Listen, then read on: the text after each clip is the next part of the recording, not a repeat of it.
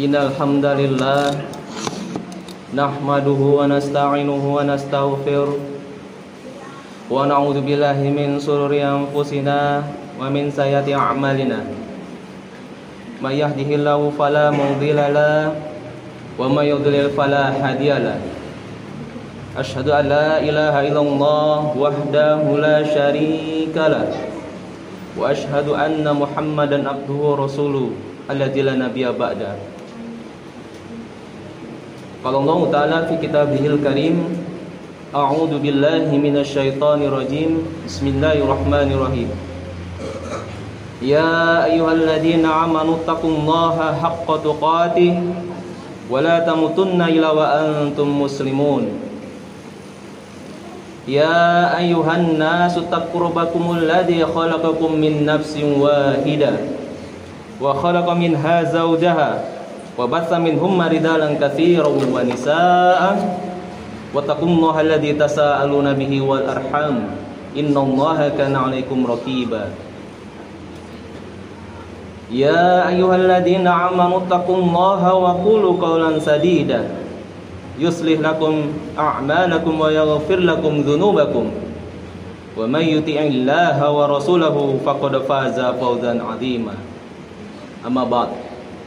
Fa inna asdaqal hadits kitabullah wa khairal hadi hadi Muhammadin sallallahu alaihi wasallam wa syarrul umuri muhdatsatuha wa kullu muhdatsatin bid'ah wa kullu bid'atin dhalalah wa kullu dhalalatin finnar. Ma'asyiral muslimin, jemaah salat Jumat rahimakumullah. Terus kita meningkatkan rasa syukur kita kepada Allah Subhanahu wa taala dengan mengucapkan lafaz alhamdulillah, karena nikmat teragung yaitu nikmat iman dan Islam masih diberikan Allah Subhanahu wa taala kepada kita semua yang hadir di masjid ini. Dan tak cukup itu, Allah juga memberikan nikmat yang lainnya yaitu nikmat sempat dan sehat. Sehingga dengan nikmat yang begitu banyak kita mampu melangkahkan kaki kita dari rumah kita masing-masing menuju rumah Allah ini dalam rangka menjadikan diri kita seorang hamba yang taat kepada Allah Subhanahu wa taala, yaitu menjalankan salat fardu Jumat berjamaah. Kemudian salawat dan salam semoga kita terus curahkan kepada suri tauladan kita Nabi Muhammad sallallahu alaihi wasallam. Allahumma shalli wa sallim ala nabiyina Muhammad. Dengan senantiasa kita bersalawat kepada beliau dan mau mengerjakan sunnah-sunnah yang telah beliau ajarkan, insyaallah kita semuanya termasuk ke dalam golongan orang-orang yang mendapatkan syafaat kelak nanti dan diakui oleh Rasulullah SAW sebagai umatnya yang dicintainya, insyaallah. Amin amin ya rabbal alamin. Ma'asyiral muslimin, jamaah salat Jumat yang dimuliakan Allah Subhanahu wa taala.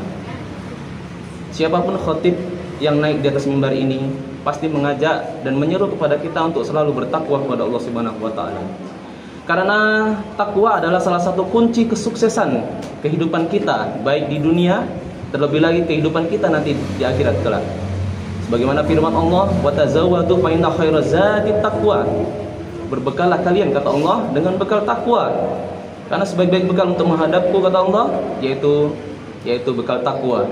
Nah, oleh karena itu para jemaah yang dirahmati Allah Subhanahu wa taala, hari ini potensi yang Allah berikan, mari kita jadikan diri kita hamba yang senantiasa taat, takut, tunduk pada Allah Subhanahu wa taala dengan menjalankan perintah Allah Subhanahu wa taala dan menjauhi segala larangan Allah Subhanahu wa taala.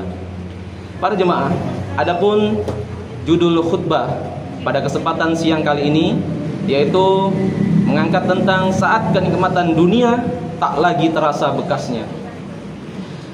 Para jemaah yang dirahmati Allah Subhanahu wa taala, salah satu cara yang paling efektif untuk meningkatkan ketakwaan kita adalah dengan mentadaburi ayat-ayat Allah, yaitu Al-Quran, dan sering mendengar dan membaca kisah-kisah orang-orang soleh terdahulu.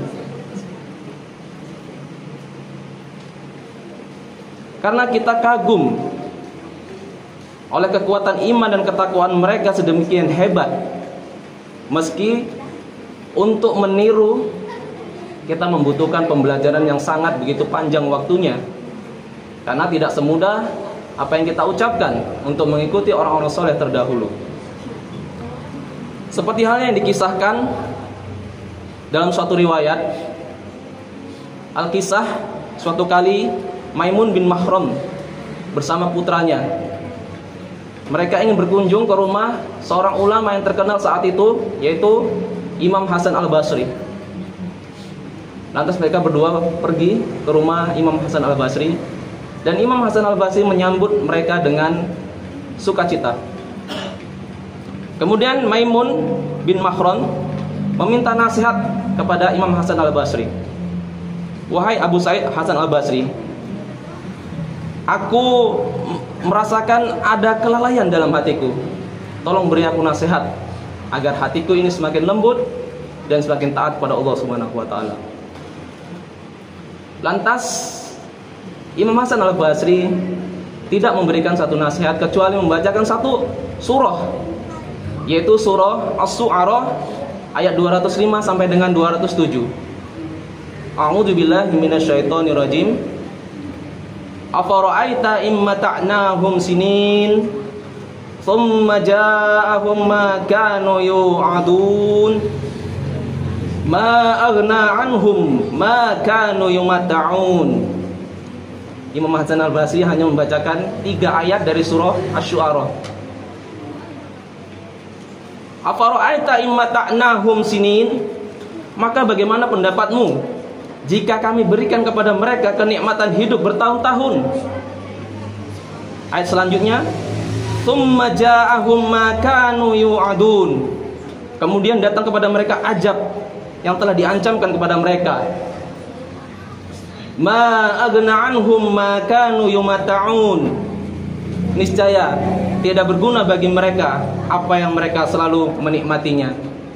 Quran surah Asy-Syu'ara ayat 205 sampai dengan 207. Para jemaah yang dirahmati Allah Subhanahu wa taala, ayat ini memberitahukan kepada kita bahwa sesungguhnya ada loh orang yang ketika hidupnya penuh dengan kenikmatan diberikan Allah Subhanahu wa taala, namun ketika Allah Subhanahu wa taala mengajak dia di neraka, maka nikmat itu ditanyakan kepada Allah Subhanahu wa taala kepada orang tersebut, dan dia berkata, saya tidak pernah menikmati ya apa-apa yang telah saya nikmati di dunia. Tatkala Maimun mendengar ayat tersebut, maka pingsanlah ya, Maimun bin Mahron pingsan ketika mendengar ayat yang dibacakan oleh Imam Hasan Al-Basri tersebut, Quran surah Asy-Syu'ara ayat 205 sampai dengan 207. Mengapa mereka bisa sedemikian para jemaah yang Allah Subhanahu wa taala? Padahal kita ya sering menghatamkan ayat Al-Qur'an, tapi tidak satu pun ayat menyentuh hati kita sehingga kita dapat menangis, meneteskan air mata, bahkan sampai pingsan. Padahal ulama terdahulu, orang-orang soleh terdahulu, satu surah ya, 3 ayat dibacakan pingsan. Dan putranya pun berkata, kaki ayah saya tuh seperti kejang, seperti kambing disembelih ya. Ketika mendengar itu pingsan, kejang kaki ayah saya, kata putra bin Muharram ya, Maimun bin Muharram. Sampai seperti gitunya Pak. Ini bisa menjadi tolak ukur bahwa sesungguhnya orang-orang soleh terdahulu keimanannya sangatlah begitu kuat, dan kita harus butuh belajar banyak oleh mereka. Maimun bin Mahron pun mengatakan kepada putranya, telah sadar tadi ya dari pingsannya, mengatakan kepada putranya, wahai putraku, dengarkanlah, sungguh dia telah membacakan ayat kepada kita yang seandainya kamu memahaminya dengan hatimu, niscaya akan berbekas dalam hatimu. Para jemaah, sungguh benar perkataan Maimun bin Mahron. Andai kita menghayati ayat tersebut, yaitu ayat Asy-Syu'ara Quran surah Asy-Syu'ara ayat 205 sampai dengan 207 tadi yang kita bacakan, tentu akan menimbulkan bekas yang sangat luar biasa dalam hati kita. Ketika orang-orang yang tidak beriman itu meremehkan tentang siksa Allah Subhanahu wa taala dan menganggap azab masih jauh dari hadapan mereka, Allah memperingatkan dengan ayat ini, andai saja Allah menangguhkan mereka membiarkan mereka hidup dalam waktu yang cukup lama, lalu tiba-tiba ajal datang menjemput, niscaya nikmat yang pernah dirasakannya tak akan tersiksa, ya, tak akan terasa bekasnya. Waktu yang begitu lama bergelimang nikmat akan terasa sangat singkat adanya. Oleh karena itu, setelah menjelaskan ayat ini, Ibnu Katsir rahimahullah taala menyitir satu ayat dari Quran surah An-Nazi'at ayat 46.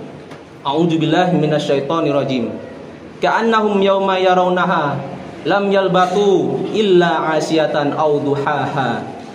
Yang artinya, pada hari mereka melihat hari berbangkit itu, mereka merasa seakan tidak tinggal di dunia melainkan sebentar saja, yaitu di waktu sore atau di pagi hari. Para jamaah, ya, ayat-ayat ini telah memberi kabar kepada kita. Yuk, yang hari ini Allah Subhanahu wa taala berikan banyak rezeki, kenikmatan, jangan lupa, karena di akhirat kelak ada hari dihisab, hari penghisab.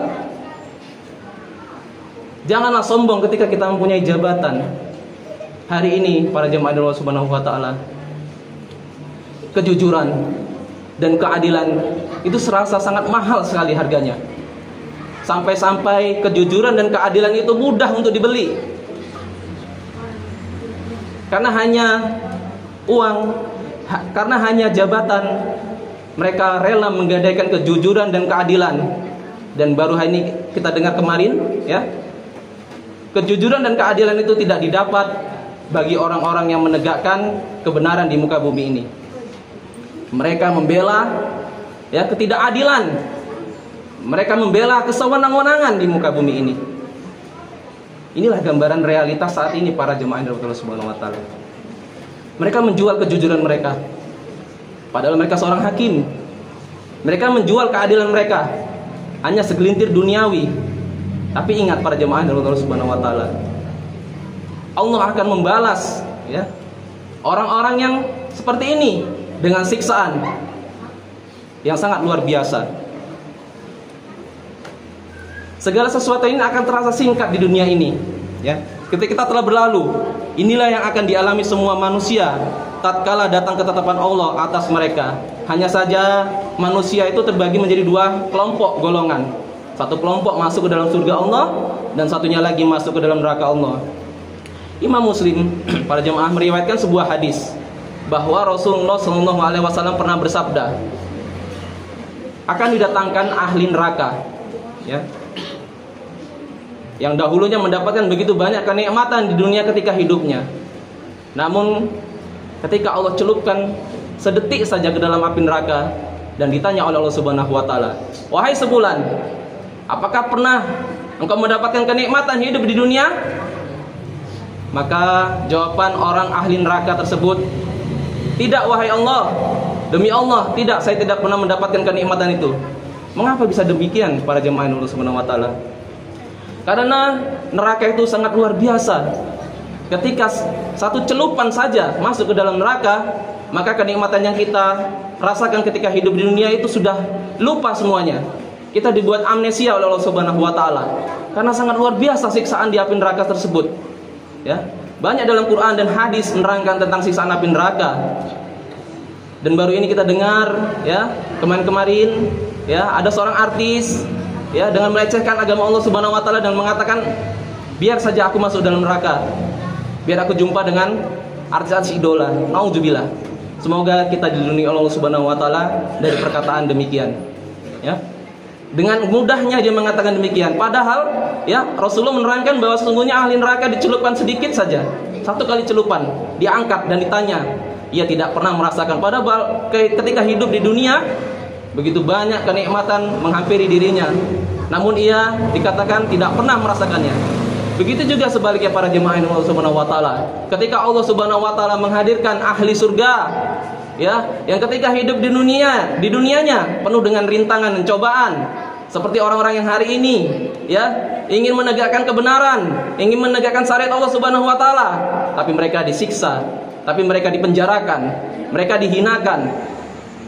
Tapi ingat para jemaah, balasannya surga.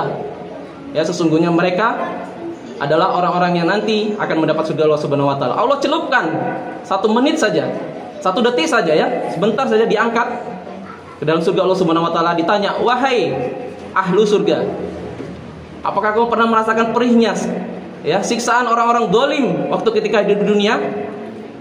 Mereka menjawab, "Wahai Allah, saya tidak pernah merasakan siksaan tersebut." Karena apa? Bisa mengatakan demikian? Karena surga dengan banyak kenikmatan yang Allah berikan itu melupakan siksaan-siksaan yang telah ada ketika dia hidup di dunia. Para jemaah, hadis ini riwayat Imam Muslim ya.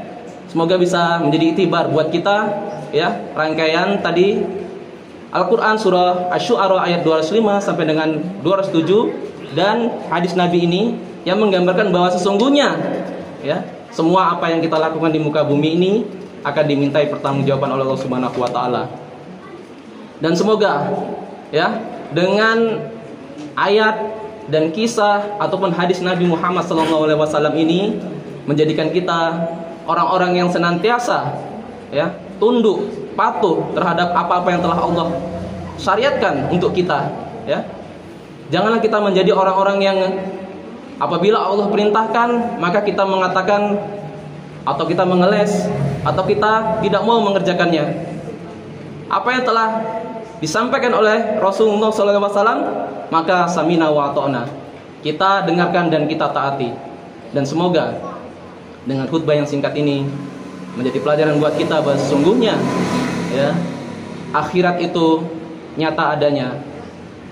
Apabila kita ingin mendapatkan kenikmatan, maka berbuat baiklah di muka bumi ini. Jangan menjadi orang yang jahat. Namun apabila kita ingin mendapat siksaan yang gitu luar biasa, naudzubillah ya, silahkan berbuat sesuka hati kalian, karena semua akan dimintai pertanggungjawaban. Demikian, semoga bermanfaat. Barakallahu li wa lakum fil Qur'anil azim wa nafa'ani wa iyyakum bima fihi minal ayati wa dzikril hakim. Aqulu qouli hadza wa astaghfirullahal azim li wa lakum innahu huwal ghafurur rahim.